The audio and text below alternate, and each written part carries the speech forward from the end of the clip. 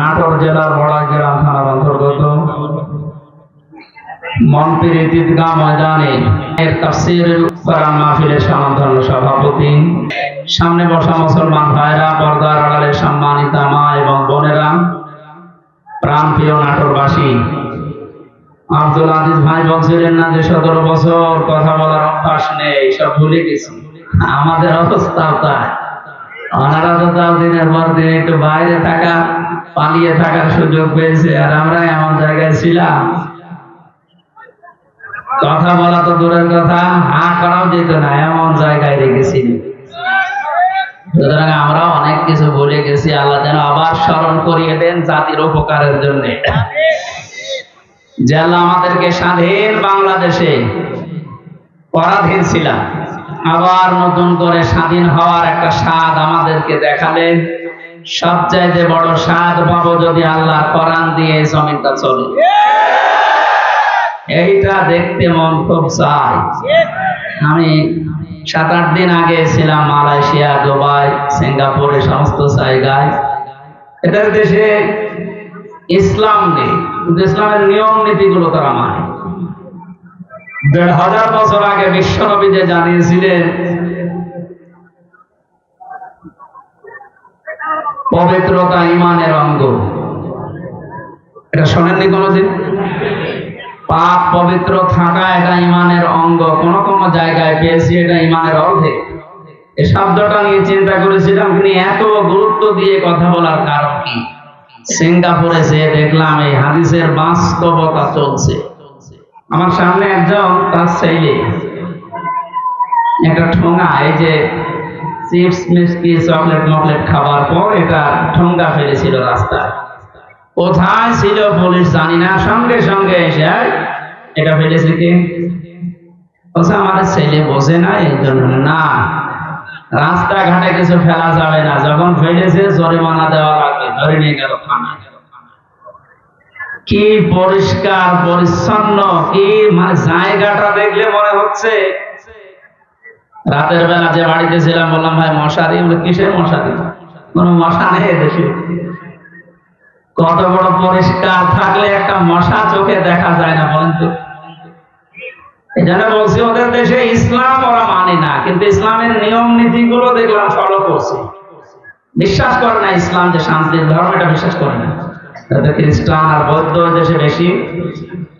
ইসলামের নিয়ম নীতি ফলো করার কারণে, শুধু আইনের শাসন থাকার কারণে, এই 17 বছর অনেকে শুধু মিথ্যা বলে উড়িয়েছে যে আইনের শাসন আমরা প্রতিষ্ঠা করেছি, কিচ্ছু করে। শব্দটা উল্টিয়ে বলা যায় যে বেআইনের শাসন প্রতিষ্ঠা করেছি। গতকালকে সাবেক অবৈধ আইন মন্ত্রী, অবৈধ বলা যাবে কারণ সরকার অবৈধ, মন্ত্রীগুলো ওনারে যখন ডিম উপর দিয়ে মারে, নিচ দিয়ে মারে, বিভিন্ন জায়গায় যখন ডিম দিচ্ছিল থেরাপির কারণে, শেষ পর্যন্ত বলেই ফেলেছে একটা দোষ আমার না, সব আমারই উপর থেকে নির্দেশ দিয়েছে হাসিনা। এই কথাটা বলার পরে দেখলাম লোকটা হাসতেছে। আমার মনে হয় তার আমার এই এক মামা এসেছে আজকে সাথে কুষ্টিয়া থেকে, অনেক মামা, ওর একটা হালকা তার কাটা আছে। আমার মনে হয় বেটারও তার এরকম কেটে গেছে।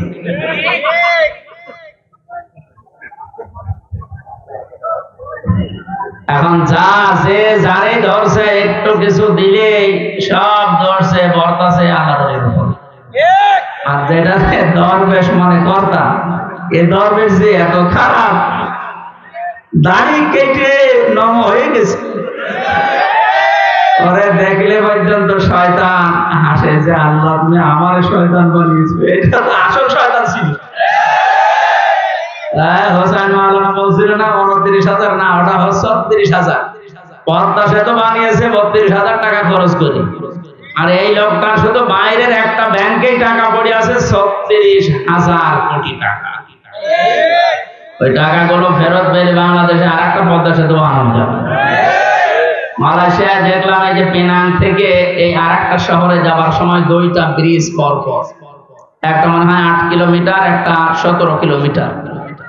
এই যে বিশাল বিশাল ব্রিজ তারা বানিয়েছে, বাংলাদেশেও সম্ভব শুধু মসজিদের টাকাগুলো বাইরে থেকে নিয়ে আসা। এই জন্য যারা দায়িত্বে আছেন আহ্বান জানাবো, এসব দরবেশ হোক আর ধরবেশ হোক, এদেরকে এভাবে বিভিন্ন জায়গা দিয়ে ডিম যখন দিচ্ছে দিয়ে কি বলবো, এগুলো নিয়ে এই টাকা পয়সা গুলো সব আমাদের দেশে নিয়ে আসেন, দেশ ইনশাল্লাহ দাঁড়িয়ে যাবে।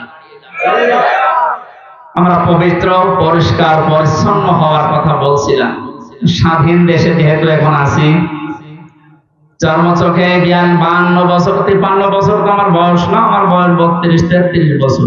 সেখানে যারা আছে এরকম বহু বয়সের মানুষ আছে, এ মানুষগুলো সহ আমরা দেখেছি এই 52 বছর বিভিন্ন মানুষে দেশটা চালিয়েছে, কিন্তু কাঙ্ক্ষিত মানের শান্তি আমরা এখনো পাইনি। এখন শুধু বাকি আছে যে কোরআন দিয়ে চললে কেমন দেখা যায় এটা দেখতে বাকি আছে। এটা আমরা দেখতে চাই কিনা? এমনি এমনি হবে? কথা শেষ করবে। এমনি এমনি শুধু দোয়া করে হবে? কাজ করা লাগবে না। সুতরাং কোরআন দিয়ে চালাবে যারা, এরকম মানুষগুলোকে আজ আমরা ওখানে পাঠাতে চাই আর দেখতে চাই চর্মচোখে। আল্লাহ আমাদেরকে তুমি একটু দেখার তৌফিক দাও যে জমিনটা কোরআন দিয়ে চলছে। দল মত নির্বিশেষে আমরা এই অনুষ্ঠানে ইবাদত মনে করে এসেছি। বলে তো আলহামদুলিল্লাহ। তাআওয়ানু আলাল বিররি ওয়াত তাকওয়া ওয়া লা তাআওয়ানু আলাল ইসমি ওয়াল উদওয়ান। আল্লাহর ঘোষণা, এই পৃথিবীতে তোমরা ভালো কাজে, নেক কাজে একে অন্যকে সাহায্য করো, অন্যায় কাজ করবা না, অন্যায় কাজে সাহায্য সহযোগিতা করবা না। আজ আমরা আহ্বান জানাচ্ছি, রাষ্ট্র যেহেতু সংস্কার আরম্ভ হয়ে গেছে বা চলছে, আমরা সব জায়গায় ইসলাম দিয়ে সংস্কার করতে চাই। নবীর উপরে দরুদ আর সালাম পাঠ করার মাধ্যমে তেলাওয়াতকৃত আয়াত থেকে যেটা লিখে দিয়েছেন এর উপরে ভিত্তি করে আমরা তাফসীরুল কোরআন মাহফিলে তাফসীর আকারে কথা বলতে চাই ইনশাআল্লাহ। জবান খুলে কোরআনে কারীম থেকে। আমি যেহেতু 8-9 দিন ছিলাম, মাওলানা মিজানুর রহমান আসারি ভাই, এরপরে ডেভিড লিও নামে একজন আছে ইসলামিক চিন্তাবিদ স্কলার, অনেক দামি লোক। এরপর ডক্টর জাকির নায়েক সাহেবের সাথে দেখা হয়নি, হওয়ার কথা ছিল। এই মানুষগুলোর কাছে মিশে আমি সেই কয়েকদিন ছিলাম, আমি সবচাইতে বড় বিষয় পেয়েছি, ওনারা আলেমদের কিছু দায়িত্ব কর্তব্য, যেহেতু ওনারা মজলুম মানুষ, আসবে, দেশে ফিরে আসবে। মিজান ভাই জানিয়েছে আমি কিছুদিনের ভেতরে দেশে যাব। আমি বলেছিলাম ভাই দেশে আসার পরে কুষ্টিয়া, আমার জন্মভূমি কুষ্টিয়াতে কোরআনের কথাগুলো চলে না, কারণ যে দুইজন শয়তান এই বাংলাদেশে আল্লাহ পাঠিয়েছে ওই জেলায়, আমার জন্মভূমি, তারপরও আমারে বলতো না। এই যে খুলনা বিভাগের 10-11টা জেলা, একটাতেও আমারে কথা বলতে দিত না। যাওয়ার আগে 144 ধারা জারি হয়ে দিত। এখন যেহেতু সুযোগ এসেছে, ওনাকে বললাম আমার কুষ্টিয়া দিয়ে আপনি কোরআনের কথাগুলো আরম্ভ করবেন, সময় দিতে চেয়েছি। দেখি দেশে আসো, ইনশাআল্লাহ বাংলাদেশের প্রত্যেকটি জায়গা তখন আর জামাতের প্রোডাক্ট কেউ বলতে পারবে না। যারা বলতো তারা এখন খবরে। আল্লাহ রাব্বুল আলামিন তার কোরআনে কারীমকে যেন উন্মুক্ত করে দেন দেশের জন্য এবং প্রতিষ্ঠা করে দেন। বলেন আমিন। সূরা আরাফ কোন সূরা বলেন তো? 157 নম্বর, একটা মাত্র আয়াতের 4 ভাগের 1 ভাগ আমরা পড়েছি। বিশ্বনবীর হাদিস লক্ষ লক্ষ, সেখান থেকে একটা হাদিস নবীজির জামাই হযরতে আলীর বর্ণনা করা, যোগের সাথে মিলিয়ে আমরা তেলাওয়াত করলাম। এই দুইটাকে সামনে রেখে কোরআন যেভাবে তাফসীর করা লাগে হক আদায় করে চেষ্টা চালাচ্ছি ইনশাআল্লাহ। এটা যেহেতু মমতাজের কনসার্ট না, সে মহিলার এখন আর কনসার্ট করা সম্ভব না, কারণ তারও দোলাদুলি এখন আর কেউ দেখতে চায় না, ও ফেটেও আর কারো যাচ্ছে না। ফেটে যাচ্ছে না, এখন সারা বাংলাদেশে শুধু আল্লাহর কথা হবে। কারণ মানুষের জিকির করে আমরা বহু দেখেছি, একটা মানুষের আলোচনা, একটা মানুষের জিকির যে পরিমাণ হয়েছিল, যদি আল্লাহ জিকির ওই পরিমাণ এই দেশে হতো, আমরা আল্লাহর ওলি হয়েছিলাম। আল্লাহরও মনে হয় সহ্যের বাইরে চলে গেছে, না তো এত অপমান তো আমি ফেরাউনকেও হতে দেখিনি। আমি তো জীবনে পড়েছি, তাহলে এত অপমান হয়নি। আল্লাহ রাব্বুল আলামিন কোরআনে কারীম কিভাবে মানুষের সামনে উপস্থাপন করা লাগে এটা আমাদের শিখিয়েছে ১৫০০ বছর আগে। আমরা আল্লাহর ওই ধরনটা সামনে নিয়ে আসি নাকি আমার মন মতো বলবো না। আল্লাহ পাক বলেন কিতাবুন উনজিলা ইলাইকা ফালা ইয়াকুম ফি সাদরিকা হারাজুম মিনহু লিতুনদিরা বিহি ওয়া যিকরা লিল মুমিনিন। আল্লাহ বলেন এই একটা কিতাব, পৃথিবীতে একটাই মাত্র কিতাবের নাম আল্লাহ জানিয়েছেন, তার নাম কোরআন শরীফ। এজন্য কবরে যাবার পর মানুষকে যখন জিজ্ঞাসা করা হবে মার রব্বুকা, আমার রবকে, লোকটা যদি বলে রব্বি আল্লাহ, আমার রব আল্লাহ, সঙ্গে সঙ্গে ফেরেশতারা জিজ্ঞাসা করবে মা দীনুকা, আমার জীবন ব্যবস্থা কি। লোকটা যদি বলে দীনুল ইসলাম, সঙ্গে সঙ্গে ফেরেশতা বলবে মান হাজার রাজুল, এই লোকটা কে ছিল। লোকটা যদি বলেও ফেলে হাজা নাবিয়ুনা মুহাম্মাদুর রাসূলুল্লাহ সাল্লাল্লাহু আলাইহি সাল্লাম, সঙ্গে সঙ্গে ফেরেশতারা আরেকটা বলবে এই কথাগুলো তুমি পেয়েছো কোথায়। কথা বুঝতেছেন? আপনি পৃথিবীর কোন বইয়ের নাম, কিতাবের নাম বললে ফেরেশতারা কিন্তু ওগুলো চিনবে না। আপনাকে সঙ্গে সঙ্গে জবাব দিতে হলে বলা লাগবে আমি কোরআনে পেয়েছি, কারণ ফেরেশতারা এই একটা কিতাব চেনে। আল্লাহ জানে কিতাব দিয়েছেন, এই একটা কিতাব এমন দামি কিতাব, এটা আল্লাহর পক্ষ থেকে এই পৃথিবীতে আল্লাহ নিজে পাঠিয়েছেন। নবীজি এই কিতাবুল শব্দটা ব্যাখ্যা করতে গিয়ে হাদিসে জানিয়েছেন মানিত্তাবাল হুদা বিগাইরিল কুরআন আদাল্লাহুল্লাহ। এর বিশেষ হাদিস এখানে ডিসকাস হচ্ছে, বাতাস লাগবে না, অ্যাক্টিভ হয়ে শুনবেন। আমি কিন্তু প্রশ্ন করবো, এটা ক্লাস চলছে না? ক্লাসের পরে যে প্রশ্ন করা হয় আমি কিন্তু সামারাইজ করে প্রশ্ন দেব। আন্দাজে শুনতে এসেছেন না? আল্লাহর নবীর এই কথার ভেতর থেকে দুইটা শিক্ষা আমি পেয়েছি। নবীজি জানিয়েছেন কোরআনে কারীম বাদ দিয়ে পৃথিবীর কোন জায়গায় যদি কেউ ভালো হওয়ার নিয়তে, হেদায়েত পাওয়ার নিয়তেও যায়, আল্লাহ নিজে দায়িত্ব নিয়ে তাকে গোমরাহ করে দেয়। আমার কথার অর্থ বোঝেন? নবীজির হাদিসের শেষ অংশ ছিল আদাল্লাহুল্লাহ, আদাল্লা ইউদিল্লু, সুলাসে মুজাররাদ থেকে এসেছে। শব্দটা যদি মানে ফাল থেকে নবীজি বলতেন যে দল্লা আদাল্লা ইউদিল্লু, বাড়ি ফাল থেকে শব্দটা আসা, নবী দল্লা ইয়াদিল্লু বলতে পারতেন। দল্লা ইয়াদিল্লু এ শব্দ দিলে বাংলা অর্থ হতো আপনি নিজেই নিজেকে খারাপ বানিয়ে ফেলেছেন, আপনি নিজের জন্য নিজে দায়ী, আর কেউ দায়ী না। দল্লা শব্দ যখন আসবে বাংলা অর্থ তখন হবে আপনার হয়তো নিয়ত ভালো ছিল, আপনি কোন জায়গায় গিয়েছিলেন যে ভালো হয়ে যাব, কিন্তু কোরআন সেখানে ছিল না। এই জন্য আল্লাহ রাগ করে নিজে দায়িত্ব নিয়ে আপনাকে আরো খারাপ বানিয়ে দেবে। এটার জন্য সবচেয়ে বড় কারণ হচ্ছে পৃথিবীতে একটাই মাত্র কিতাব আল্লাহ মানুষকে হেদায়েত দেওয়ার জন্য সর্বশেষ পাঠিয়েছেন, তার নাম কোরআন শরীফ। কোরআন বাদ দিয়ে হেদায়েত দেওয়ার মতো কোন কিতাব কিয়ামত পর্যন্ত আর নেই। কথা বুঝতেছেন? এদের সর্বপ্রথম আয়াত দেখবেন যালিকাল কিতাবু লা রাইবা ফি, কিতাবের আগে আলিফ লাম আছে। আল্লাহ নির্ধারিত করে জানিয়েছেন একটাই মাত্র কিতাব যেটা মানুষকে হেদায়েত দিতে পারে, তার ভেতরে কোনো সন্দেহ নেই, ভুল নেই, অবকাশ নেই।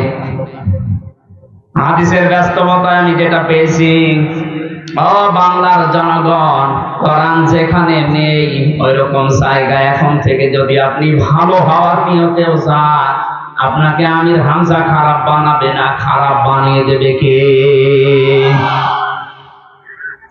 এবার এক বাক্যে বলবেন হেদায়েত দেওয়ার একচ্ছত্র মালিকানা হামজার, বলেন নবীজির, কার? আল্লাহ ছাড়া পথ কেউ দেখাতে পারে না, হেদায়েত দিতে পারে না। উনি যদি বলেন আমি তোকে খারাপ বানাবো, বলেন তো কে আছে আপনাকে পথ দেখাবে? বলেন। এই জন্য আমার শেষ কথা, ফাইনাল কথা এইটাই, আজকে থেকে সিদ্ধান্ত দৃঢ়ভাবে নেওয়া লাগবে। কোরআন যেখানে নেই, সে যত বড় বাবার দরবার হোক, যত বড় রাজনৈতিক দল হোক, যেখানে কোরআন চলে না, কোরআনের কর্মসূচি নেই, আমি ওখানে যাব না। ওখানে যদি আমি ভালো হওয়ার নিয়ত থাকি, আর আমারে খারাপ বানিয়ে, গোমরা বানিয়ে জাহান্নামে পাঠাবে কে? আমার মনে হয় এই ওয়াজটা যদি আজ আমরা বাংলার 18 কোটি জনগণের ভেতরে 10 কোটি মানুষও মেনে নিতে পারি, এদেশে আমরা গোমরাহি থেকে মুক্ত হব। আল্লাহ রাব্বুল আলামিনের হেদায়েত আমাদের জন্য আম হয়ে যাবে। আশা করছি আপনি কথাটা মেনে নেবেন আপনার প্র্যাকটিক্যাল জীবনে, যে কোরআন যেখানে নেই ওইরকম দলে আমি আজকে থেকে আর নেই। এটা শুধু সামিয়ানার নিচ পর্যন্ত শেষ, বাইরে নিয়ে যাবেন তো ইনশাআল্লাহ। যেখানে কোরআন নেই, তাহলে যদি আপনি জানো ভালো হওয়ার নিয়ত আপনার ছিল, কিন্তু আপনাকে আল্লাহ ভালো রাখবে না। শ্বশুরকে মানুষ অনেকে বাবা বলে ডাকে, এটা হারাম না, জায়েজ আছে, কিন্তু নিজের বাবার সামনে যদি বারবার শ্বশুরকে আব্বাজান বলে, লোকজন জিজ্ঞাসা করে এইটাকে, এটা আমার শ্বশুর আব্বা, আর এটা চিনি না, বাবা রাগ হবে না? বাবা বলা জায়েজ আছে বলে আপনি একেবারে সব সময় মুখে ফেনা তুলে ফেলবেন আব্বাজান বলে, আসল যেটা জন্মদাতা বাবা, ওর কোন খবর নেই। ওনার মনে যেমন দুঃখ লাগার সম্ভাবনা আছে, কোরআনে কারীম আল্লাহ হেদায়েত দেওয়ার জন্য পাঠিয়েছে। এটা বাদ দিয়ে সত্যি যদি আপনি কোন জায়গায় আপনার নিয়ত ভালো নিয়ে যান, আল্লাহ কিন্তু দায়িত্ব নিয়ে আপনাকে খারাপ বানিয়ে দেবে। আল্লাহ এই জন্য শব্দটা প্রথমে দিয়েছেন কিতাবুন, এই একটা কিতাব, উনজিলা ইলাইকা, হে নবী আপনার প্রতি আমি এটা নাযিল করেছি। ফালা ইয়াকুম ফি সাদরিকা হারাজুম মিনহু লিতুনদিরা বিহি, এই কিতাব দিয়ে যখন ওয়াজ করবেন, এই কিতাব দিয়ে আপনার উম্মতদেরকে যখন সতর্ক করবেন, তখন আপনার মনের ভেতরে যেন কোনো সংকীর্ণতা না আসে। হারাজুন শব্দের ব্যাখ্যা পেয়েছি আমি তাফসীরে 2টা, একটু খেয়াল করেন। 1 নম্বরে কোরআনে কারীম দিয়ে যখন আপনি মানুষকে বোঝাবেন, তাফসীর করবেন, ব্যাখ্যা বিশ্লেষণ দিবেন, তখন আপনার মনের ভেতরে যেন এই ধারণা না আসে, না জানি অনেকে আবার মন খারাপ হয় কিনা। এরকম মানুষের দেশে ছিল না, কোরআন দিয়েই বলতো, কিন্তু কেটে যেত, চেপে যেত, গোপন করতো, মনে মনে ভাবতো সব যদি কোরআনের কথা ওপেন ভাবে খোলাখুলি বলি, সবার মন পাওয়া যাবে না, অনেকে আমার উপর মন খারাপ করবে। এই জন্য নবীজিকে আল্লাহ প্রথমে এই শব্দ দিয়ে জানিয়েছেন, আপনি যখন কোরআন প্রচার করতে যাবেন, তখন আপনার মনের ভেতরে যেন কোনো সংকীর্ণতা কাজ না করে, কে কি বলল। 2 নম্বরে, আবহমান কাল থেকে অনেক নিয়ম নীতি ইসলাম মনে করে মানুষ পালন করে আসছে। আপনি যখন কোরআনে কারীমের কথাগুলো সঠিকভাবে তুলে ধরবেন, ওইগুলো টিকবে না, এমনি কেটে যাবে। তখন হয়তো অনেকের মন খারাপ হবে, আপনি সবার মন তো পাবেন না। এই জন্য আপনাকে বলছি, কে কি মনে করবে বলবে, কারো দিকে তাকাবেন না। আপনার মনও যেন ছোট না হয়, সংকীর্ণ না হয়। সঠিক কথাগুলো তুলে ধরার দায়িত্ব আপনার, আর হেদায়েত দেওয়ার দায়িত্ব আমি আল্লাহর। যিকরালিল মুমিনিন, কোরআন শরীফ আমি আল্লাহ দিয়েছি মুমিনদের জন্য, এটা উপদেশ। এই আয়াতটা সামনে রেখে আজকে আমরা তেলাওয়াতকৃত আয়াতের তাফসীর করব ইনশাআল্লাহ। এবার বলি আমরা, আউযু বিল্লাহি মিনাশ শাইতানির রাজীম, বিসমিল্লাহির রহমানির রহিম। আল্লাযীনা ইয়াত্তাবিউনার রাসূলান নাবিয়্যাল উম্মিয়াল্লাযী ইয়াজিদুনাহু মাকতুবা। সাল্লাল্লাহু আলাইহি ওয়াসাল্লাম। কোন সূরা বলেন তো? আরাফ। আরাফ মানে প্রাচীর। আরাফ মানে কি? বিভিন্ন অর্থ আছে। আরাফের অন্যতম অর্থ হচ্ছে আরাফ মানে প্রাচীর। কিয়ামতের দিন আল্লাহ জান্নাত জাহান্নামের মাঝে একটা প্রাচীর দাঁড় করাবে। কিছু মানুষকে আল্লাহ ওই জায়গায় বসাবে, জান্নাতেও দেবে না জাহান্নামেও দেবে না, ওখানে স্থির তারা বসে থাকবে, দাঁড়িয়ে থাকবে। এই খেয়াল করে, এদিকে এত নড়াচড়া কি সমস্যা কি? এদিকে আসার দরকার নেই। দেখেন তো উনি কি বলে, দেখেন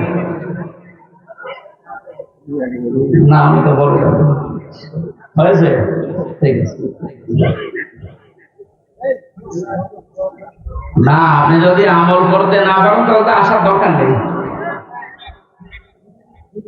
নামকরণ বলছে, তাফসীর করার জন্য 13টা জিনিস সামনে রাখা লাগে। আমরা উসুলে তাফসীরের যে নিয়ম পড়েছি, এখানে কত আলেম বসে আছে দেখতে পাচ্ছেন না?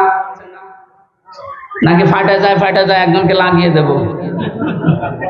সাফা করলে কি ইবাদত থাকবে? এটা কষ্ট হচ্ছে গরমে আমাদের, তারপরও যেহেতু এটা ইবাদত, এই কারণে আমরা বসে আছি কিছু নেওয়ার জন্য, নাকি?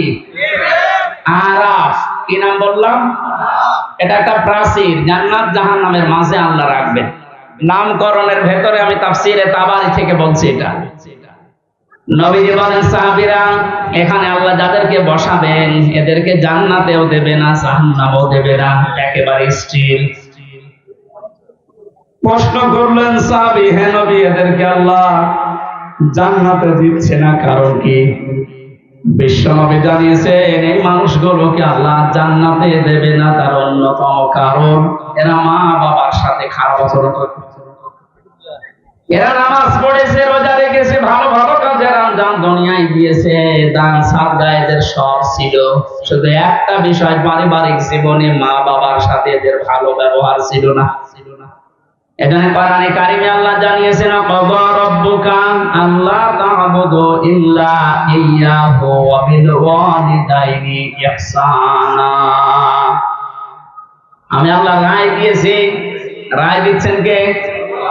আমি আল্লাহ রায় দিয়েছি, ফয়সালা করেছি, সিদ্ধান্ত নিয়ে ফেলেছি যে আমি আল্লাহ ছাড়া কারো ইবাদত করা যাবে না, আর মা বাবা যাদের আছে তাদের সাথে ভালো ব্যবহার করা লাগবে। আয়াতের ভেতরে 2টা বিষয় বেশি। কয়টা? এই যে আল্লাহর ইবাদত করা লাগবে, আল্লাহর আইন মানা লাগবে, কোনো প্রশ্ন করা যাবে? বলেন আপনার বুঝে আসুক বা না আসুক, আল্লাহর আইন আল্লাহর ইবাদত মাস্ট বি।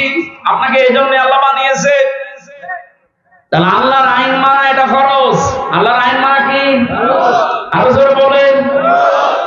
মা বাবার আইন মানা কি? না, এই শোনেন, মাঝখানে ওয়া আল্লাহ দিয়েছেন, খেলা করার জন্য দিয়েছেন।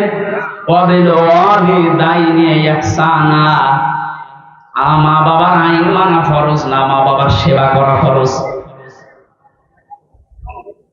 মা বাবার পেছনে খরচ করা, তাদের সেবা শুশ্রূষা করা, এটা কিন্তু নফল না, মুস্তাহাব না, মুবাহ না। এটা আল্লাহর নামাজ যেমন পড়েন ঠিক ওই রকম ফরজ। এই মানুষগুলো এই কাজ করে না, এই জন্য আল্লাহ এই জায়গায় দাঁড় করিয়ে রেখেছে।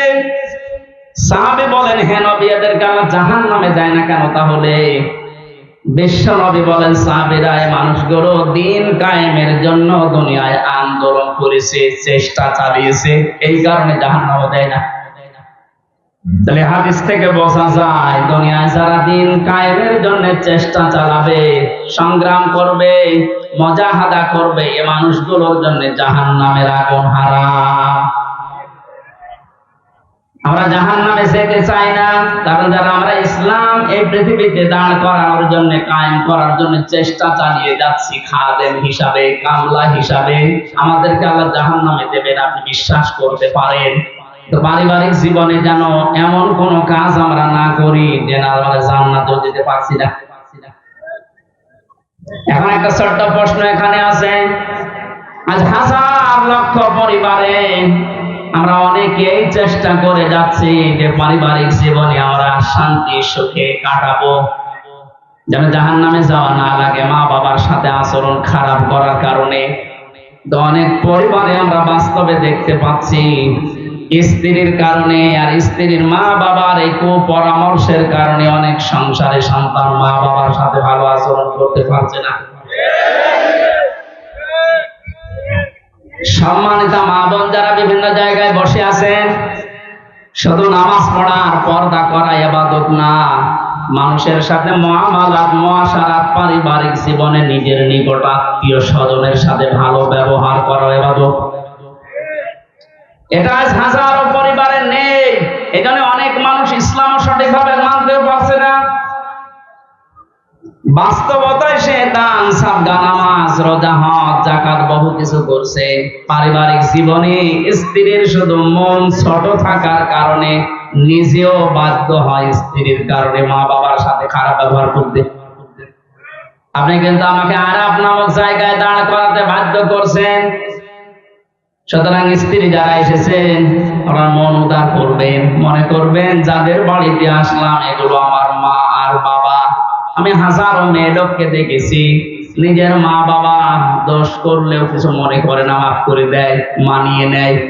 শ্বশুর শাশুড়ি একটু ভুল করলে মানাতে পারে না, তখন স্বামীর কাছে আস্তে আস্তে কানে কানে কথা তুলে দেয়।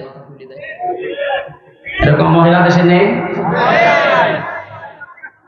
শ্বশুর শাশুড়ি যারা বসে আছে ওরা তো এখন বগল বাজাচ্ছে যে কাজ হচ্ছে। কোরআনে কারীম জানিয়েছে ওয়াকুলু লিন-নাসি হুসনা, মানুষের সামনে হাসি মুখে ভালো কথা বলবা, এটা একটা সাদকা দেওয়ার সওয়াব হয়ে যাবে। আপনি শ্বশুর আর শাশুড়ি হয়েছেন তাতে কি? মেয়েটা 18 বছর 20 বছর 22 বছর পরে আপনার বাড়িতে এসেছে, এটাকে নিজের মেয়ের মতো মনে করতে পারেন না।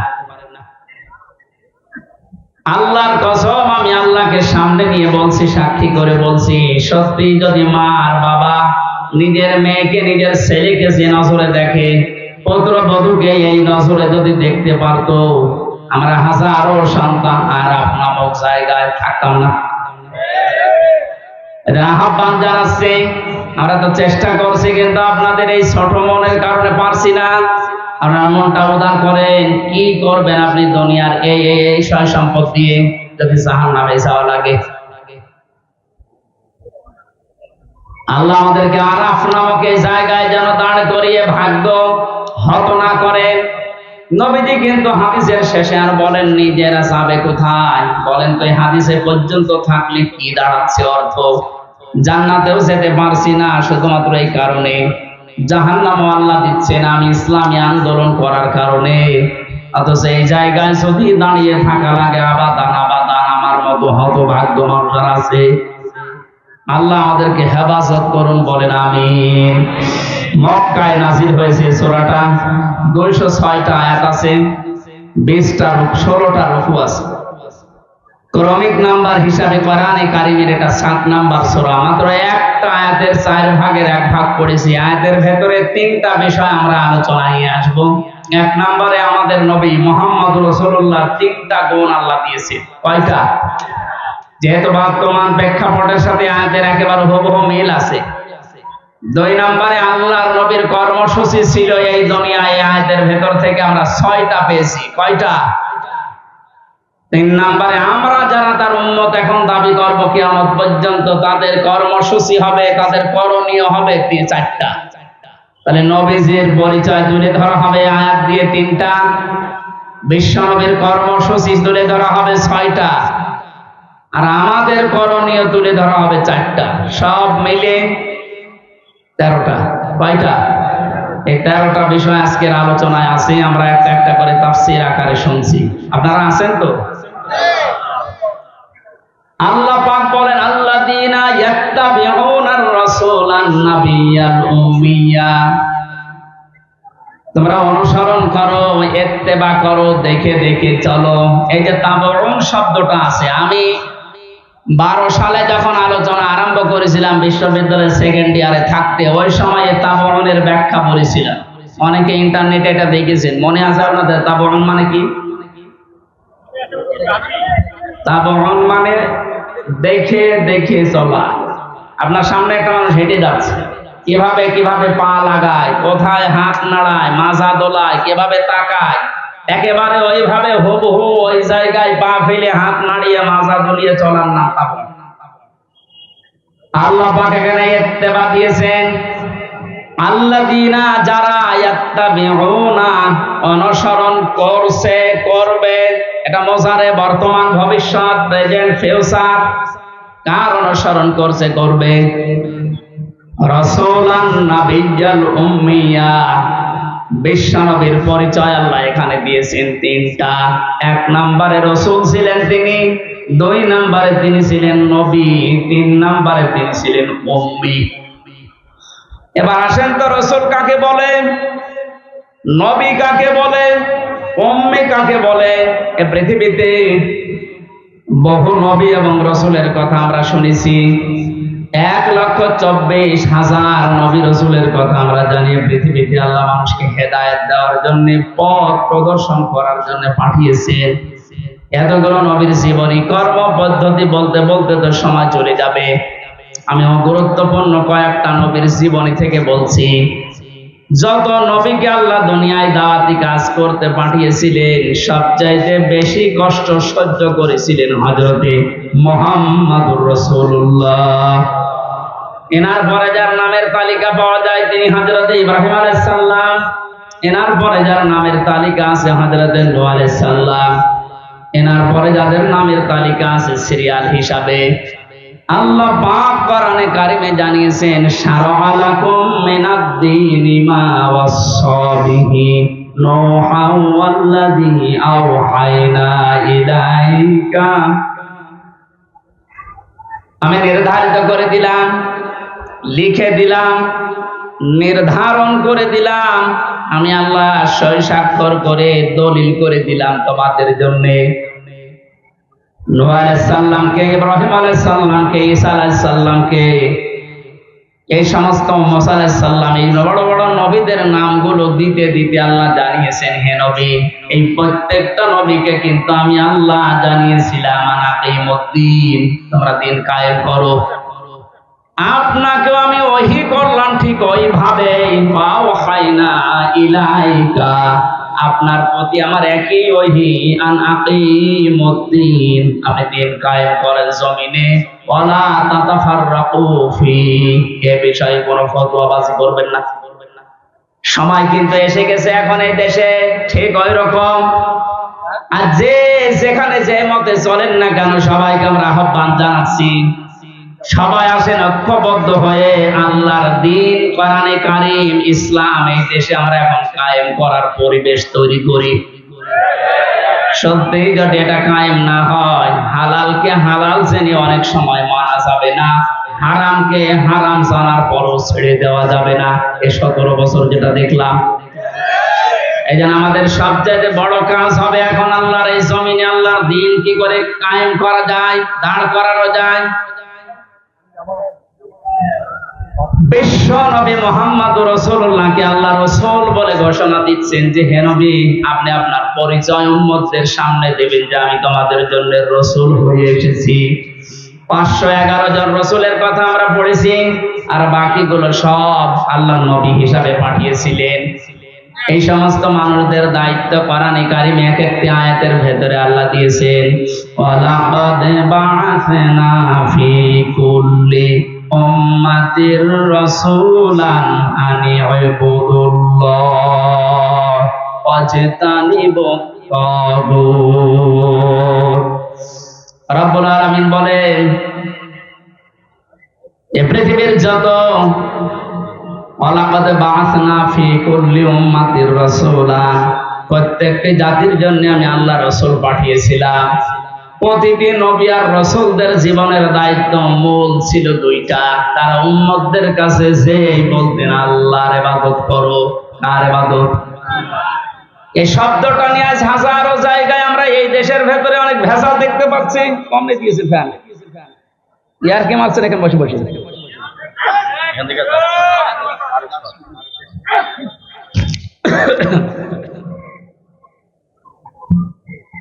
এই যে ইবাদত, এই শব্দটা ব্যাপক অর্থবোধক একটা শব্দ। এটা নিয়ে আজ হাজারো ঝামেলা ভেজাল তৈরি করে শব্দটাকে আজ কলঙ্কিত করে ফেলেছে অনেকে। এই জন্য সতর্ক হওয়ার সময়, সংস্কারের সময় যখন চলছে, আমরা এখন সতর্ক এবং সংস্কার এই মন নিয়ে আমরা ইবাদত করব। আমার ইবাদতের ভেতরে যেন কোনো ভেজাল না আসে। গাড়ি গাড়ি ইবাদত করা লাগবে, কোরআনে আল্লাহ এমন দেয়নি।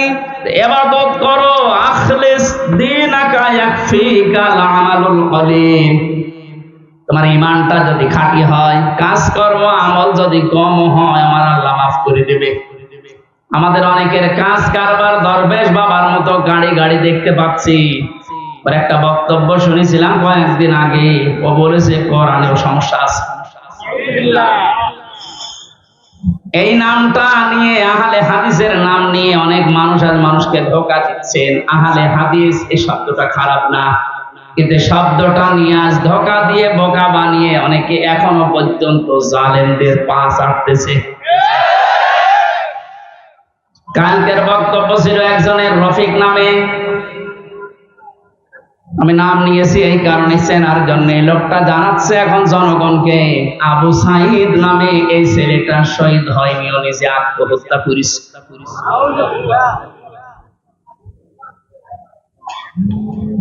বিশ্বনবী কোরআন হাদিসের ভেতরে তিনি স্পষ্টভাবে জানিয়েছেন, কেউ যদি দেওয়াল চাপা পড়ে মারা যায় সে শহীদের মর্যাদা পায়, পানিতে ডুবে মারা যায় শহীদের মর্যাদা পায়। এ কথা কি নতুন শুনছেন? বলেন। আগুনে পুড়ে যদি কেউ মারা যায় সে যদি শহীদের মর্যাদা পায়, অ্যাক্সিডেন্ট করে মরলে যদি শাহাদাতের মর্যাদা পায়, এই পৃথিবীর ময়দানে জালেমদের জুলুমের সামনে মোকাবেলা করতে গিয়ে নিজের জীবনটা যে দিয়ে দিল, তাকে আপনি শহীদ বলতে আপনার অসুবিধা লাগে কোন জায়গায় বলেন তো দেখি?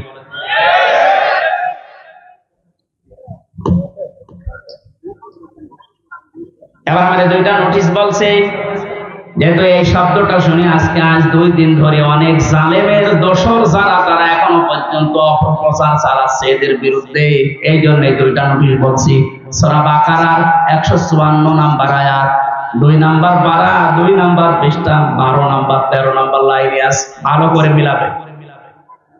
আল্লাহ পাক বলেন, আলা তাকুলু লিমান ইয়াকতালু ফি সাবিলিল্লাহি আমওয়াত বাল আহয়াউ ওয়ালাকিন লা তাশউরুন। আপনি হয়তো এভাবে এতদিন চিন্তা করেননি, যেভাবে আমি বলছি মিলিয়ে দেখেন। আল্লাহ বলেন, ওয়ালা তাকুলু, হে পৃথিবীর লোকেরা, কেউ এ কথা মুখ দিয়ে বলবা না। কথা বলে মানুষ কি দিয়ে? বলে না কেন? এই জন্য মুখের ওপর আল্লাহ নোটিশ দিয়েছেন, কেউ এ কথা বলবা না। 1 জন 2 জন না, কেউ বলবা না, বহুবচন। লিমা ইয়াকতালু ফি সাবিলিল্লাহি আমওয়াত, আমি আল্লাহর জন্য, মানবতার জন্য যারা জীবন দিয়ে গেল, এই মানুষ মরে গেছে, কথা বলবা না। বাল আহয়াউন, বরং তারা জীবিত। ওয়ালাকিন লা তাশউরুন, কিন্তু তোমরা টের পাও না। এটা তো মুখের উপর আল্লাহ দিলেন, মানুষ মুখের পরে অন্তরেও ধারণা করতে পারে। ধারণা করা কি দিয়ে? অন্তর দিয়ে মানুষ যেন ধারণাও না করে যে তারা শহীদ হয়নি, তারা এমনি মারা গেছে, কথা যেন ধারণাও না করে। সূরা আলে ইমরান 4 নম্বর পারার 11 নম্বর পৃষ্ঠা 9 নম্বর লাইনের 159 নম্বর আয়াত, 69 নম্বর আয়াতে জানিয়েছেন, ওয়ালা তাহসাবান্নাল্লাযীনা কুতিলু ফি সাবিলিল্লাহি আমওয়াতা বাল আহয়াউন ইনদা রাব্বিহিম ইরযাকুন। খুব খেয়াল করেন, অন্তর দিয়েও কেউ যেন ধারণা না করে যারা মারা গেছে। আল্লাহ পাক বলেন, ধারণাও কোনোদিন করবি না যে মরে গেছে না। কারণ জীবন জালেমের সামনে নিজের জীবন দিয়ে দেওয়া তো সহজ কথা না। ওরা কিন্তু জীবিত আছে, ওরা জিন্দা। ইনদা রাব্বিহিম ইরযাকুন, তারা তাদের রবের কাছেই রিজিক পাচ্ছে। সুতরাং আবু সাঈদ রংপুরের এই ছেলেটা জালেমের সামনে দাঁড়িয়ে জীবনটা দিয়ে শাহাদাতের মরণ পেয়েছে। এটা কোনোদিন আপনি মুখ দিয়ে যেন না বলেন যে লোকটা মরে গেছে, ধারণাও না করেন যে মরে গেছে, না, শহীদ হয়েছে। কি হয়েছে? স্বাধীনভাবে কথা বলতে পারতাম না। পাশের জেলায় বাড়ি আমার, নাটক, কুষ্টিয়া। এখানে দাওয়াত খেতে এসেছিলাম বিয়ের, তারপর আমার ঢুকতে দেয়নি। কোথায় ছিলাম আপনি টের পেয়েছেন? স্বাধীনতা পরাধীনতা কি আমরা 17 বছর টের পেয়েছি। স্বাধীনভাবে চলাফেরা করার, বাক স্বাধীনতা ফিরিয়ে দেওয়ার জন্য যে মানুষগুলো জীবন দিয়েছে, মাস্ট বি 100 ভাগ আমি বিশ্বাস করি ওরা সব শাহাদাতের মর্যাদা পেয়েছে। এমনকি জালেমের জুলুমের শিকার হয়ে আয়না ঘরেও বহু মানুষ জীবন দিয়েছে, জেলখানার ভেতরে জীবন দিয়েছে। এমনকি কোরআনের পাখিকে অনেকে বলছে উনি স্বাভাবিকভাবে মারা গেছে। না, আমি পাশের ছেলে ছিলাম, উনি 1 নম্বরে, আমি 4 নম্বরে। আল্লামার সাথে আমার একদিন দেখা হয়েছিল মাত্র 10 মিনিটের জন্য। উনি এমনি মারা যায়নি, ওনাকে মেরে ফেলা হয়েছে। তার বাস্তব মুখের হাসিটা এখন ভিডিও বের হচ্ছে। জেলার আর সোফারের আত্মীয়রা তারা পরিচয় দিয়ে বলছে ওনাকে জোর করে সই করিয়ে বলেছে আপনি সই করেন, আপনাকে মুক্ত করে দেওয়া হবে নির্বাহী আদেশে। এই কথা বলে বের করে নিয়ে গেছে। উনি তো খুশি আনন্দ যে আমি পরিবারের কাছে ফিরে যাচ্ছি। কিন্তু শয়তান যারা আছে শয়তানি করে, ষড়যন্ত্র করে, যাকে দায়িত্ব দিয়েছিল মোস্তফা জামান এই কোলাঙ্গার, এই যে কি জিনিস এখন আমরা টের পাচ্ছি, কার তৈরি করা এখন আপনি দেখতে পাচ্ছেন। আমার মনে হয় একে যদি আমার মতো এরকম 10 দিন রিমান্ডে রাখেন, ও সব সত্য কথা বলে ফেলবে। আমার মুখ দিয়ে রিমান্ডে একটা কথা ওরা বের করতে পারেনি। শেষ পর্যন্ত মন মতো লিখে আমাকে বলছে সই করেন, আপনারা ছেড়ে দেওয়া হবে। আমি তো রিমান্ডে বসতাম না যে 164 কি মানে গেলাম, ছেড়ে যখন দেওয়া হবে দেই। এখন দেখি সব আমার বিপক্ষে লিখেছে। আমি নাকি দেশের বিরুদ্ধে কথা বলতাম। যতগুলো বক্তব্য দিয়েছি দেশের ভালোবাসার পক্ষে দিয়েছি, কারণ দেশকে ভালোবাসা এটা ওই মানের অঙ্গ। আর এই মানুষগুলো এটা আমাকে বলে কয়ে নিয়েছে যে বলেন আপনি যে আপনাকে এদেশের কিছু মানুষ টাকা পয়সা দিয়ে ব্যবহার করে যে আপনি দেশের বিরুদ্ধে, এই সরকারের বিরুদ্ধে, তাহলে আপনাকে ছেড়ে দেবো। শেষ পর্যন্ত বলতে রাজি যখন হলাম না, 11 ঘন্টা আমার টাঙিয়ে রেখেছিল কালো কাপড় দিয়ে, চোখ বেঁধে। নিজেরা বলা করতো হুজুর আপনি নির্দোষ আমরা জানি, কিন্তু আপনাকে কথা বলা লাগবে। পেছনে হাত হ্যান্ডকাপ দিয়ে বেঁধে, কালো কাপড় দিয়ে চোখ বেঁধে 11 ঘন্টা এক জায়গায় আমার নামাজও পড়তে দেয়নি। 4 ওয়াক্ত জোহর, আসর, মাগরিব, এশা আমি সব ইশারায় পড়েছি। এখন নামাজ পড়ছি কোন সময় আমি তাও জানি না, কারণ মাটি নিচে তো। সর্বশেষ যখন বললাম না এত বড় মিথ্যা কথা আমি বলতে পারবো না,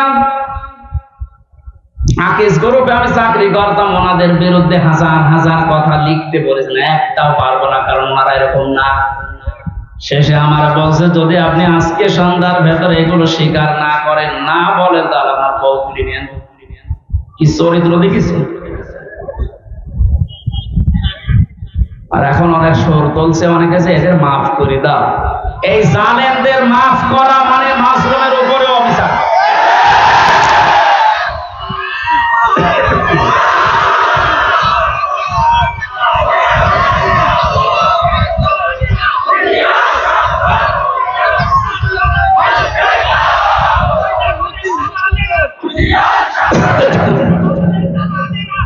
আমার ভাইরা,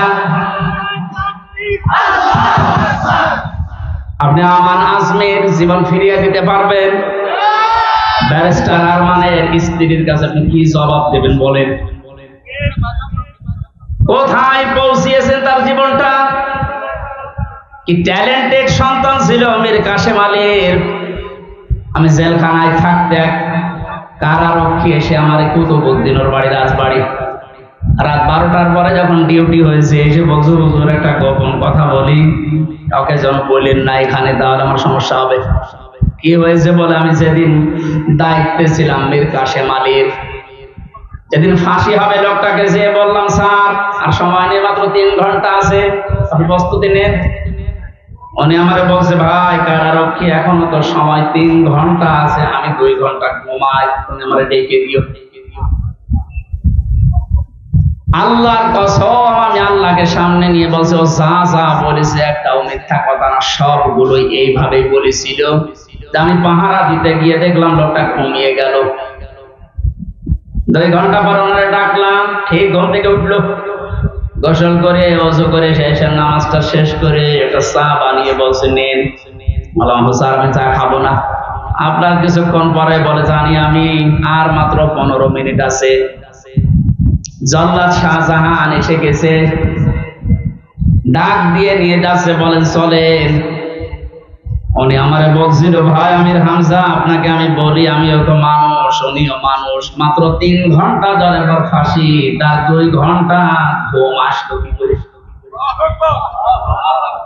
এই লোকটার সন্তান ব্যারিস্টার আরমান, উনি কিন্তু ওই সময় জানে যাতে ছেলে গুম হয়ে আছে, মরে গেছে না বেঁচে আছে তাও জানে না। বাংলাদেশ না বিশ্বের ভেতরে যদি আমার মনে হয় 100 জন মানুষ থাকে যে মানুষকে কর্মসংস্থান তৈরি করে দেয়, তার ভেতরে মীর কাশেম আলী একজন। কত কিছু দুনিয়ায় তার ছড়িয়ে আছে, আপনি হিসাব করতে পারেন কি হামজার মতো সে? তার স্ত্রী সন্তান কোথায় আছে সে কিচ্ছু জানে না। এই কঠিন মুহূর্তে তার নিজের হাজারো যারা অনুসারী, তার সহকর্মী যারা, হাজার হাজার মানুষ পালিয়ে বেড়াচ্ছে, জেলখানায় আছে, আটক আছে, মরে গেছে, সব কিছু তার কাছে সংবাদ আসতেছে। এমন কঠিন সময়ও লোকটা 2 ঘন্টা ঘুমিয়েছে। এমনি ঘুম আসবে না, অবশ্যই আমার আল্লাহ তাকে সূরা হামিম সিজদার 30 নম্বর আয়াত ফেরেশতা দিয়ে শুনিয়েছে। কোরআনে কারীম জানিয়েছে ইন্নাল্লাযীনা ক্বালু রাব্বুনাল্লাহু সুম্মা ইসতাকামু তাতানাজ্জালু আলাইহিমুল মালাইকা আল্লা তাখাফু ওয়া লা তাহজানু ওয়া আবশিরু বিল জান্নাতিল্লাতী কুনতুম তুআদুন। আল্লাহ পাক বলেন যারা এই কথা বলে যে আল্লাহ তুমি আমাদের রব, আমি ঠিকই আছি এই কথার উপরে, আল্লাহর সঙ্গে সঙ্গে তার বিপদে আপদে পড়লে ফেরেশতা নাজিল করবে। এই জন্য তাতানাজ্জালু দিয়েছেন আল্লাহ, 1 জন 2 জন পাঠায় না, মালাইকা বহু বছর হাজারো ফেরেশতা তার জন্য আল্লাহ পাঠিয়ে সান্ত্বনা দেয়। আল্লাহ তাখাফু ওয়া লা তাহজানু, কোনো ভয় নেই, কোনো চিন্তা নেই। আবশিরু বিল জান্নাহ, ওই জান্নাতের সুসংবাদ গ্রহণ করো, আল্লাতী কুনতুম তুআদুন, যার ওয়াদা আল্লাহ করেছে। আমার মনে হয় ঠিক মীর কাশেম আলী শহীদ উনি আল্লাহর ফেরেশতাদের দ্বারা শুনতে পেয়েছিলেন সন্তান ব্যারিস্টার আরমানের জন্য চিন্তা নেই, হাজার হাজার সহকর্মীর জন্য চিন্তা নেই, ওগুলো আল্লাহ সব দেখবে, তুমি জানতে করো। তাছাড়া কি করে ঘুম এসেছে আমার তো বিশ্বাস হয় না। আমিও তো ছিলাম, আমার তো ঘুম আসতো না, রাতের পরে রাত আমি বিনা ঘুমে কাটিয়েছি। ঘুম আসে না, কি করবো, 2-3টা ঘুমের বড়ি খেয়েও ঘুম আসে না। অথচ লোকটার 2 ঘন্টা 2.5 ঘন্টা পরে ফাঁসি, আর বলছে আমি 2 ঘন্টা ঘুমিয়ে নেই। আপনি কি যা তা মনে করেন এটা?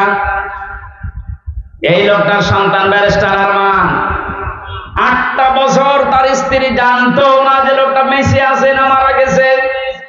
গতকালকে তিনি একটা ভিডিওতে বলছিল আমি আমার পরিবারের আশা ছেড়ে দিয়েছিলাম, কারণ খাবার দিত পচা খাবার, অধিকাংশ সময় আমার রোজা রেখে কাটানো লাগতো।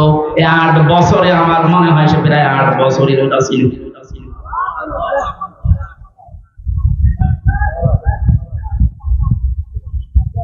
কোথায় পৌঁছিয়েছে তারা এই মানুষগুলো? আর উল্টা পাল্টা এখনো পর্যন্ত অনেক জালেমের দোসররা ধারণা করে যাচ্ছে যে কি করেছে যে আমাদের দেশ থেকে তাড়িয়ে দিল। কি করেছেন আপনি টের পাচ্ছেন না? আপনি যদি কিছু না করেন, আপনার শুধু আইনা ঘরের কারণে ফাঁসি হওয়া দরকার। মানবতার সাথে যেটা কত বড় মারাত্মক অপরাধ আপনি টের পাচ্ছেন না এখনো? যারা ছিল তাদেরকে একটু জিজ্ঞাসা করেন। ব্যারিস্টার ব্রিগেডিয়ার আমান আজমি ভাই শেষ পর্যন্ত এই কান্না জড়িত কণ্ঠে বলেছে যে আমি সূর্যের আলো কি 10 বছর দেখি নাই। এদিকে 1.5 হাত, ওদিকে 1.5 হাত। আমার যে মাটির নিচে ছিলাম ওখানে তাও এদিকে 3.5 হাত, এদিকে 2.5 হাত ছিল, আরো ছোট। এরপরও জালেমদের পক্ষে আপনি সাফাই গান, জালেমদের পক্ষে কথা বলেন। আপনি মানুষ, আপনারও বিবেক মরে গেছে। মজলুম অবস্থায় এখনো আছি, এখনো পর্যন্ত অসুস্থ, আমার শরীর এখনো স্বাভাবিক হয়, এখনো মুসাফির অবস্থায় আছি। দোয়া করছে আল্লাহ কিয়ামতের আগে কোন জালেম যেন এই দেশে আর ফিরে আসতে না। আমরা যারা আছি এই দেশে এখন, আমাদের আলেমদের উচিত হবে নবীরা, রাসূলরা তাদের যে পরিচয়গুলো আল্লাহ তুলে ধরেছিলেন, নবীর কাজ কি, রাসূলের কাজ কি, এই পরিচয়গুলো আমরা এখন জনগণের সামনে তুলে ধরবো। তাদের কর্মসূচি 6টা। কয়টা? আইহাল্লু লাহুমুত তাজ্জিবাত, তারা হালাল করতো পবিত্র জিনিস। আজ বাংলাদেশে হালাল করা লাগবে পবিত্র জিনিসগুলো, আর হারাম করতো তারা অবৈধ জিনিসগুলো। বাংলাদেশে এখন প্রত্যেকটা সেক্টরে এখনো পর্যন্ত হারাম জিনিস জিয়ে রাখা হয়েছে। এদিকে তাকান, যারা দায়িত্বে আছেন, অন্তর্বর্তীকালীন সরকার থেকে শুরু করে যারা এখন দায়িত্বে আছেন, এই মুহূর্তে আপনাদের সিদ্ধান্ত নেওয়া লাগবে এই জালেমদের সহযোগী যতগুলো ছিল প্রত্যেককেই ইমিডিয়েটলি এখনই ওদেরকে বহিষ্কার করা লাগবে। এটা সংস্কার যেহেতু চলছে, নবীদের কর্মসূচি 6টা ছিল, তার 2য় নম্বর এটা হালালকে হালাল বলে বৈধ জায়গায় দিয়ে দেন।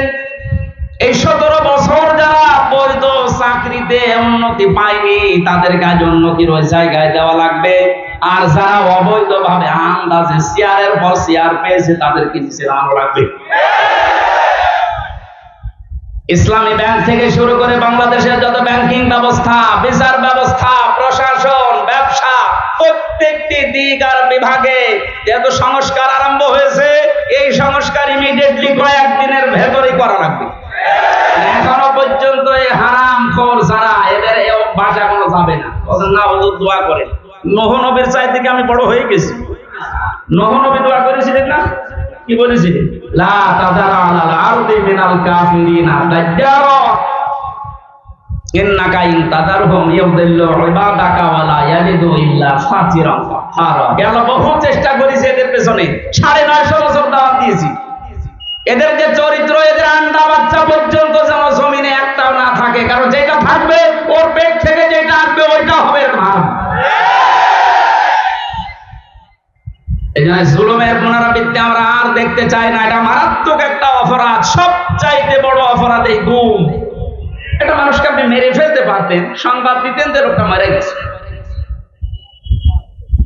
দেলাওয়ার ভাইয়ের সন্তানের সাথে নাটোরে যা করেছে, আপনি কি জবাব দেবেন বলেন তো? মেরে লোকটাকে ঘরের ভেতরে আপনি আটকিয়ে রাখলেন, পরের দিন জানতে পেরেছে জনগণ, এটাও মোবাইল ট্যাগ করে অমুক জায়গায় মরে পড়ে আছে। এই বিশ্বাসঘাতক এই জালেমকে যদি এখন নাটোরবাসী মাফ করে দেয়, তো কি জবাব দেবেন আপনি আল্লাহর কাছে আর দেলাওয়ারের কাছে? বলেন, আপনার ছেলেটা যদি হয়তো আপনি টের পেতেন। আমি একটু টের পেয়েছি, তাই আমার মুখ দিয়ে বরদোয়া চলে আসছে। আমার মেয়েটা আমাকে আজ পর্যন্ত চেনে না। 3টা বছর আমাদের যোগাযোগ বিচ্ছিন্ন রেখে দিয়েছিল শয়তান।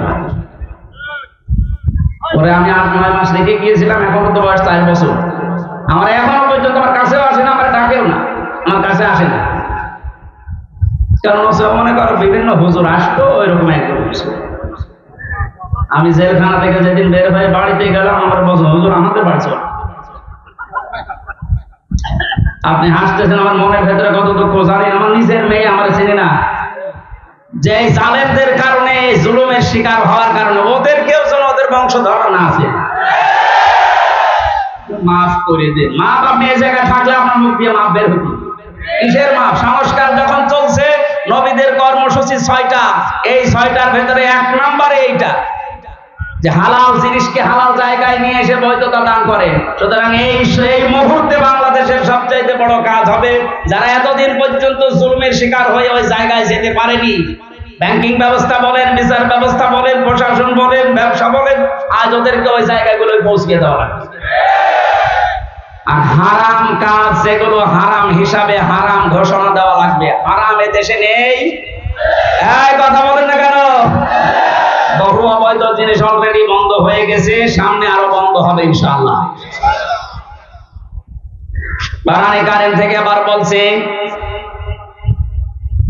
আল্লাহ রাব্বুল আলামিন জানিয়েছেন, হে পৃথিবীর মানুষেরা, 3 নম্বর নবীদের কাজ ছিল সৎ কাজে আদেশ করবে, তারা অসৎ কাজে বাধা দেবে। আজ বাংলাদেশ জামাতে ইসলামীর সর্বোচ্চ দায়িত্বে যিনি আছেন ডাক্তার শফিকুর রহমানের দিকে আপনি তাকান। 4টা দিন এই লোকটার সাথে আমি এক ঘরে ছিলাম, কাশিমপুর কারাগারে। এটা মানুষ বলা যায় না, আমার মনে এটা ফেরেশতা। তার ঈমান কোন পর্যায়ে আপনি তার সাথে না মিশলে বুঝবেন না। মনে করছেন জামাত ইসলাম, না, কিসের জামাত? সে জামাতের ঊর্ধ্বে। লোকটাকে আমি একদিন বলছি, স্যার আমি তো 3 বছর আছি, আমার যোগাযোগ বিচ্ছিন্ন, ওইভাবে বলতে পারি না, আমাদের দেয় না। আমার আর মাওলানা মামুনুল হকের মোবাইল দিত না, অন্য সবাইকে দেয়, আমাদের দেয় না। হেফাজতের আরো যারা আলেম ছিল তাদের দিত না। ওনাকে দেওয়ার পরে দেখলাম 4 তলা দিয়েছে। দেখা করতে যে বললাম, স্যার এখানে একটা উপায় আছে, আপনি যদি অনুমতি দেন তাহলে আপনাকে এই কারারক্ষীদের মাধ্যমে একটা কায়দা করে মোবাইল এনে দিই, ছোট মোবাইল, আপনি কথা বলতে পারবেন চুরি করে। কি বললে? কার সাথে কথা বলবো? অথচ তার ছেলেটাও পাশের জেলে আছে, তার ছেলেও ডাক্তার, পাশের এক বিল্ডিং পরে তার ছেলে জেল খাটতেছে। কি হিন্দাল সার্কিয়া, কি শয়তানি নাম, উল্টো পাল্টা নাম দিয়ে বানানো। তার স্ত্রী অসুস্থ হয়ে পড়ে আছে, সে যে একটু খবর নেওয়ার জন্য, না কার সাথে কথা বলবো, আমার বলছে, হামজা আমি সবাইকে, আমার দল সহ সবাইকে আমি আল্লাহর কাছে দিয়ে এসেছি। এই কঠিন মুহূর্তে এই কথা মুখ দিয়ে বের হওয়া, আমি মনে করছেন এ আর কি, আপনি জায়গা মতো জানতো আপনার মুখ দিয়ে কথা বের হয় কিনা। 5 তারিখের পর থেকে এই লোকটার যে উদ্যোগ দেখতে পাচ্ছি, আজ আমরা সারা বাংলাদেশ সহ যে অ্যাক্টিভিটিস, যে কাজগুলো, সৎ কাজের আদেশ, অসৎ কাজে বাধা দেওয়ার জন্য যে ভূমিকাগুলো পালন করছে, আমার মনে হয় এভাবে যদি আল্লাহ চালায়, কিছুদিনের ভেতরে এটা আমরা দেখতে পাবো। অলরেডি শুরু হয়ে গেছে। আল্লাহর দ্বীনের ভেতরে মানুষ এখন দলে দলে বালে বালে প্রবেশ করছে, তাদের অন্তত বিবেক একটু জাগ্রত আছে। বহু শিক্ষিত মানুষ, আমি কথা বলি তো মাঝে মাঝে, দেখি না, বলছে আর কি করব, জীবনটা নষ্ট করে ফেলেছে জালেমের কথা শুনে, বাকি জীবনটা অন্তত ইসলামের কাছে দিয়ে আখিরাতটা তৈরি করি। যেহেতু কোরআনে কারীমের ঘোষণা এইটা, হে নবী যখন আসবে আল্লাহর সাহায্য, তখন আপনি বিজয় দেখতে পাবেন, আর বিজয় আসবে, দলে দলে মানুষ ইসলামে প্রবেশ করবে। এটা এখন দেখতে বাকি আছে, শুরু হয়ে গেছে অলরেডি। 20% মানুষ এই দেশে দিন কায়েম হোক এটা চাইতো, কিন্তু 5 তারিখের পর থেকে আজকে 19 তারিখ, মাত্র এই কয়েকদিনে জরিপ পেলাম, অলরেডি 35% মানুষ এই দেশে এখন চাচ্ছে যে দিন এই দেশে কায়েম হোক। এভাবে চলতে থাক, দেখবেন 51% পার হয়ে যাবে অন্তত কিছুদিনের ভেতরে। আর 51% হয়ে গেলে দেশে ইসলাম কায়েম করা কোনো দাদা ঠেকাতে পারবে না। আমরা ওইটা দেখার আশায় আছি। কথা বলেন। নবীদের কর্মসূচি, আমি এক একটা শব্দের ভেতরে লক্ষ লক্ষ কথা, আমি এত ব্যাখ্যা করতে গেলে এতে গলা বসে যাচ্ছে। মাইকটা আমার মন মতো হয়নি। 2 নম্বর প্রচন্ড গরম, তো ভেতরে ঘেমে ঘাম গায়ে বসে যাচ্ছে, এই জন্য গলা বসে যাচ্ছে। বোঝা নামিয়ে দেবে, এটা নবীদের কর্মসূচির ভেতরে ছিল। বোঝা নামিয়ে দেয়নি আল্লাহ। এরপরে ছিল বন্দিত্ব অপসারণ করা। বন্দিত্ব অপসারণও চলছে আজ। আমার যা বিশ্বাস, এই দেশে যারা স্বাধীনতা চায়, যারা এই দেশে মানুষের মত প্রকাশের স্বাধীনতা একেবারে সব জায়গায় দিতে চায় যে সবাই সবার মন মতো চলবা। একটা মানুষও যদি এই দেশে জন্মগ্রহণ করে সেই দেশের বৈধ নাগরিক। জামাত ইসলামী বাংলাদেশের কেন্দ্রীয় আমির যিনি ডাক্তার শফিকুর রহমান ঘোষণা অলরেডি দিয়ে দিয়েছে, এই দেশে আমরা সবাই এক পরিবার। সুতরাং জালেম যারা বাইরে চলে গেছে, জালেমরা যেন কিয়ামতের আগে আর না আসে। বলেন সবাই যেহেতু আমরা এক পরিবার, একটা পরিবার যেভাবে থাকে আমরা এদেশে এখন ওইভাবে থাকতে চাই। রাষ্ট্র সংস্কার অলরেডি চলছে, বন্দিত্ব যারা ছিল এখন তাদেরকে মুক্ত করার এই সংস্কারও চলছে। বিনা কারণে যারা বিনা বিচারে আটক অবস্থায় ছিল, আল্লাহ যেন এটা তাড়াতাড়ি খুব দ্রুত করে দেন। বলেন আমিন।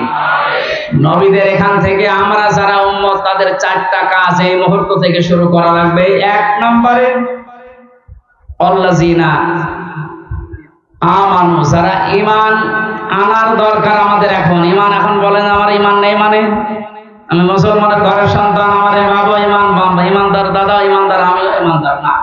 ঈমানদারের প্রকাশ হচ্ছে আল্লাহর কোরআনে যে নিয়ম নীতিগুলো আছে ওইগুলো বাস্তব বিশ্বাস করে দেখানো। এটা এখন দেখাতে পারবো না ইনশাআল্লাহ। কোনো কিছু নেই সামনে যে জালেমদের কাছে 14 বার অনুমতি নেওয়া লাগতো, ওই জালেমরা এখন অনুমতি নিয়ে পা ফেলবে ইনশাআল্লাহ সামনে। গতকালকে গিয়েছিলাম ফরিদপুরে, মাসখানেক আগেও ছিল আমার মাহফিল ওই গ্রামে, অথচ জালেমদের 14 জায়গায় অনুমতি নিয়ে আমার উঠতে দেয়, বলে না ওনারা বাদ দিয়ে। অথচ গতকালকে যাওয়ার পরে সভাপতি আমার বলছে হুজুর যে জালেমগুলো বাধা দিয়েছিল ওরা এখন বলছে হুজুরকে এবারে এনে দিন। দিন পাল্টে অলরেডি গেছে। এদিন বদল যখন শুরু হয়েছে, সংস্কার চলছে, যেখানে যেখানে জুলুম অত্যাচার, ছাত্র ভাইরা যারা আছে ঐক্যবদ্ধ হয়ে এই জুলুমের অবসান ঘটানোই লাগবে ইনশাআল্লাহ। বহু ব্রিজ এই দেশে আছে যেখানে ফেরেশতারা মনে হয় টোল নিত। আমার কুষ্টিয়ার এই যে মেহেদি রমি ব্রিজের যে টোল এক শয়তান নাকি আদায় করতো, 5 তারিখে স্বাধীন হওয়ার পরে বিকালে ওটা উড়িয়ে দিয়েছে, এখন সবাই খুশি। এরকম বহু জায়গায় অবৈধভাবে যারা টোল তুলতো, এই টোল গুলো যেন সব ভেঙ্গে গড়িয়ে মাটির সাথে মিশিয়ে দেওয়া হয়। আমাদের ঈমান তাহলে 2 নম্বরে নবীদেরকে সাহায্য করা। নবী যেহেতু নেই, নবীর উত্তরাধিকারী এখন যারা, নবীর অনুসারী এখন যারা কাজকর্ম চালাচ্ছে ইসলাম এই দেশে নিয়ে আসার জন্য, তাদের সাহায্য করা আমাদের কর্মসূচির ভেতরে নিয়ে আসতে হবে।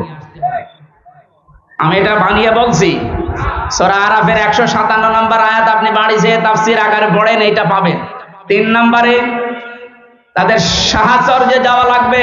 সুতরাং আজ যারা এদেশে একামতে দ্বীনের দায়িত্ব পালন করছে, আপনি তাদের সাহায্যে যান, দেখেন তাদের অ্যাক্টিভিটিস, তাদের কর্ম, তাদের চরিত্র কি, এগুলো দেখে যদি আপনার ভালো লাগে আপনি তাদের সাহায্য করেন। 4 নম্বরে তাদের সাহায্য শুধু করবেন না, এদের উপরে যে নূর আল্লাহ নাজিল করেছে নবীদের উপরে, এই নূর মানে কোরআন শরীফ, এই নূরের বাস্তবায়ন যেন হয়। এই নূর দেখে দেখে সামনে আমাদের পথ চলা লাগবে।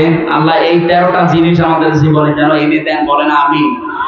আমি আমার এই ছোট্ট ঈমান থেকে এবং ছোট্ট জীবন থেকে যেটা দেখলাম, বাংলাদেশে যারা একামতে দ্বীনের দায়িত্ব পালন করছে এবং সামনে করবে, আমি গ্যারান্টি দিতে পারি এই মানুষগুলোর ভেতরে যদি 4 আনা দুর্নীতি কোনোদিন পান, তাহলে আপনি সঙ্গে সঙ্গে আস্তাগফিরুল্লাহ বলে মুখ ফিরিয়ে চলে আসবেন। আমার বিশ্বাস, আমি যা পেয়েছি, যা দেখেছি, 4 আনা দুর্নীতি এদের ভেতরে পাবেন না। এই জন্য অনেক নাস্তিক পর্যন্ত আজ বলতে বাধ্য হচ্ছে এরা যদি 5টা বছর চালাতে পারে এই দেশে শান্তি কাকে বলে আপনি দেখতে পাবেন। আল্লাহ তুমি তোমার কোরআনে কারীম এই দেশে কায়েম করে দাও, এটা আমরা দেখতে চাই। আল্লাহুম্মা আমিন। লা ইলাহা ইল্লা আনতা সুবহানাক ইন্নী কুনতু মিনাজ জালিমিন। রব্বানা যালামনা আনফুসানা ওয়া ইল্লাম তাগফির লানা ওয়া তারহামনা লানাকুনান্না মিনাল খাসিরিন। রব্বুল আলামিন, সারা জীবন অপরাধ করে জীবনটা নষ্ট করে ফেলেছি। হাত উঠে কথা বলবো ভয় করে, লজ্জা করে। যেহেতু তুমি স্বাধীনতা আমাদের